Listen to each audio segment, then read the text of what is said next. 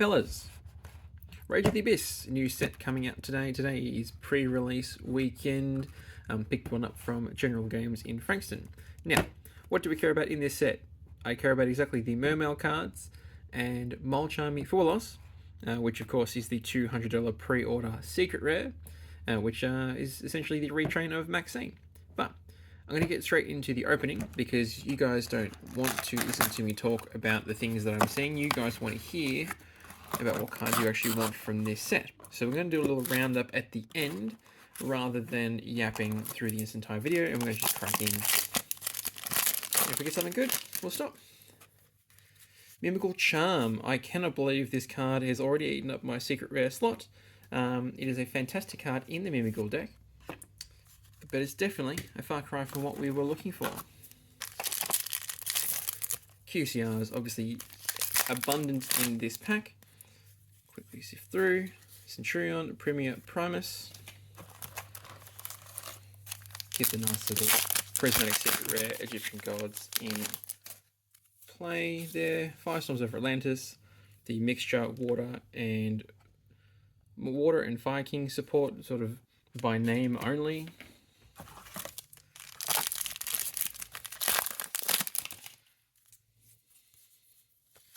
Goblin Biker Grand Breakout, the thing that suggests the Azamina are part of the lore.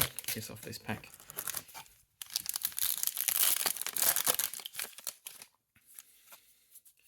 Got ourselves an area, the Water Channeler. So you discard this and a water card, add a water monster from your deck to your hand with an equal or higher level. Then the other discarded monster, fantastic for Mermail, and we'll definitely be playing this or something like this for the upcoming YCS. Even though we've already got, we'll have Supreme Darkness by then, and Crossover Breakers, so who can go, God knows what we're actually going to have. Legendary 6 Samurai Enishi, fantastic if you are a Samurai enjoyer and aren't currently playing retro formats. Metal Illusionist, I've never read this card and I'm not about to start.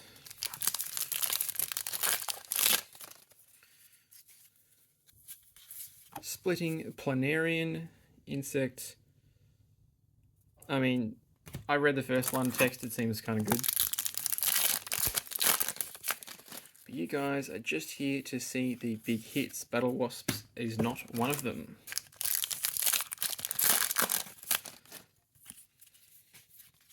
The Hollowed Azamina. Very cool. I don't know if that's even part of the deck you put, part of the cards you put with the Snake Eye strategy. Incoming Machine. Oh god, adds a Metal Morph theme card. Who wants that?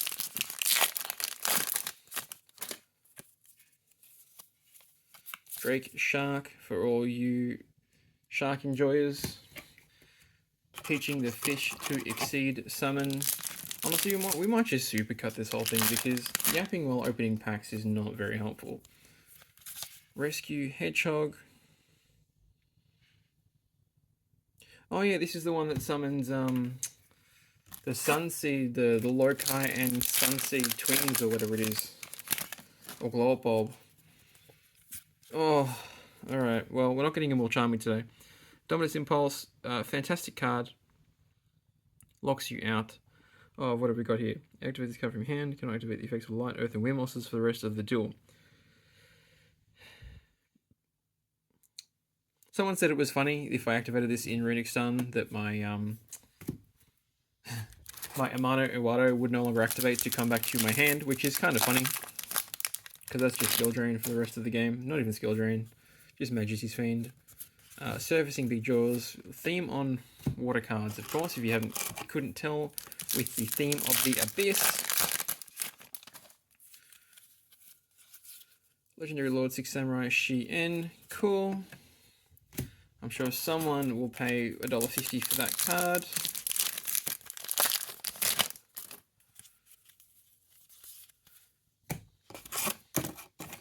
Oh, and we've also got Volcanics in this, but the Fire King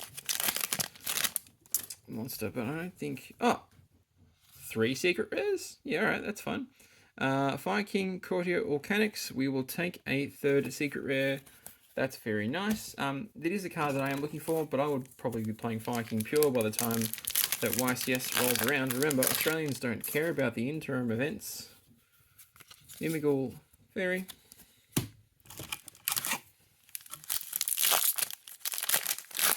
Surely we can get a QCR now too. No, we don't want to put that there. That's the cover. Is that the cover card? I don't think it is.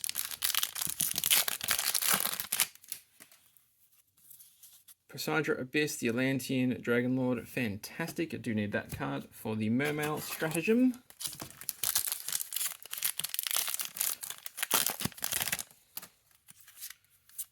Fiendsmith's Agnumde. If you play that, let me know. For I simply play Runic Stun and nothing else. And the Goblin Bikers gone wild. Alright, what did we get today? So we've got the Poseidra Abyss, Fire King Volcanics, Ultimate Samurai, or Legendary Lord Samurai Shien, Servicing YuGiOhs, Dominus Impulse, Area the Water Channeler, and Mimigul Charm. I can tell you I will probably play or touch exactly 2 of these cards, but in the end of the day, we're here to open packs for fun. If you do actually want to play this game competitively, probably just go buy the singles, and we will do a little wrap up about the cards you should care about in the set shortly. So thank you for watching that dumpster fire of a booster box opening. Now let's get into the meat of the subject. The 5 most underrated cards in Rage of the Abyss. While people are frothing at the mouth for Fulberos and the Azamina cards, let's focus on the cards that you can actually afford. The super rares and the commons that may see themselves in some draft play or casual play, and maybe even as a tech card in a side deck here and there. So let's cover off the first and my favourite, El Magi Mergi. Level 2 Cyburst. When it's in your hand, let's focus on the effect we're going to use. While it's in your hand, you can quick effect during your main phase, tribute 1 Cyburst monster or 1 Link monster, and special summon it. Well, why is this important? Well, you can use this on your, say, your Live Twins, which is my favourite deck, or a Link monster that would otherwise you need to resolve by dodging it out of the way of infinite impermanence and effect Valor by tributing it for cost as a quick effect with El Magi Mergi. This also sort of works like a substitute crossout designator for these cards, and is searchable with Silent Mining in any cyber strategy, namely the Malice cards coming out in crossover breakers in the next couple of months. Butterfly Fish. If this card is sent to the graveyard to activate a monster effect, you can add it back to your hand. Other effect is if a monster card is sent to your graveyard, except during the damage step and not by battle, you can discard 1 card, special summon it. You can only use 1 of the effects per turn, a bit of a drawback, and it is a fish, so it doesn't work with Dragoons. But let's look at the kind of applications this is going to have in the new Mermail strategy. You can discard this card for cost with Abystius. You can detach it as material to trigger its effect from Exceed Armor Torpedo, and it's a fish, which means it can be used as link material for the new Mermail Link monster. There are tons of different ways that the Mermail cards can abuse this. Now, is this better than all of the tools that Mermail currently have? Probably not. But it is a budget tool if you can't quite get your hands on some of the more expensive cards. And in a common slot, I think this is fairly good, and it does not require to be discarded by or sent to the graveyard for a water monsters effect, which means there are probably a couple of niche cube or draft applications that you can have for this card. Next, very, very simple and straightforward, which is why this card seems incredibly powerful. Final Bringer of End Times. Target 1 monster you control and 1 card your opponent controls and destroy them. Why is this important? Cards like this have typically had a far higher restriction in the past. Think cards like Two-Pronged Attack, which is a trap card, and cards like Tribute to the Doomed or Offering to the Doomed, which requires you to skip your next draw phase. In a long game, that's a pretty massive drawback. But destroying 1 monster you control and 1 card your opponent controls means you can also dodge effects like Impermanence and Defect Veiler, and having generic removal available for any card is really key when you're focusing on a strategy that likes destroying its own monsters.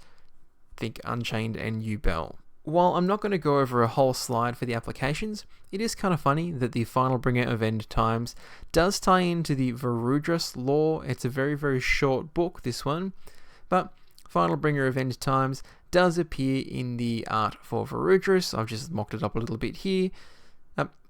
Is it relevant? No, but destroying card seems pretty much on brand. Rescue Hedgehog. Now this card is a super rare, wasn't ultra rare in Japan, much like the rest of the Rescue archetype. It involves banishing itself to summon a number of monsters from your deck. So let's cover it off. Beast effect. You can banish this card you control, special summon 2 level 3 or lower monsters from your deck with the same type and level as each other, but one must be a normal monster and one must be an effect monster, but their effects are negated and destroy them during the end phase. Now, one key example comes to mind when reviewing this card, and that is the plant deck, the Rika deck. You can summon Sunset Genius Loci and any of the other starters that the deck requires. These all have effect triggers in the graveyard. This is not a very creative application. This isn't better than just having Unexpected Die or 1-for-1, but it is a cool way to have a really powerful starter for your engine. Even though this card's probably getting negated in 30 different ways, plant decks probably wouldn't hurt to have another option if they really wanted to. The last card we're covering off is Chaos Star Source Dragon. Dragon Fusion Effect Monster. The fusion materials required are 1 light or dark dragon monster and any dragon monster.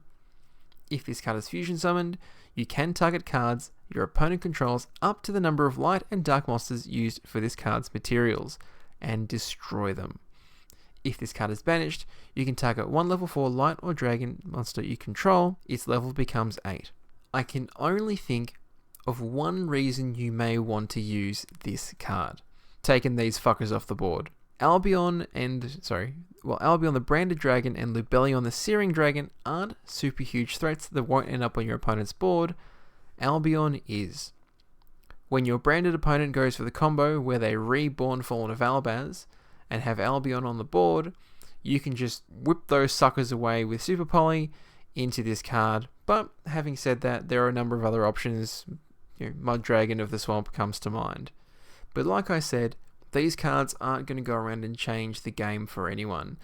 Rage of the Abyss was a fantastic set, and I think it will continue to live on in fame for quite a while.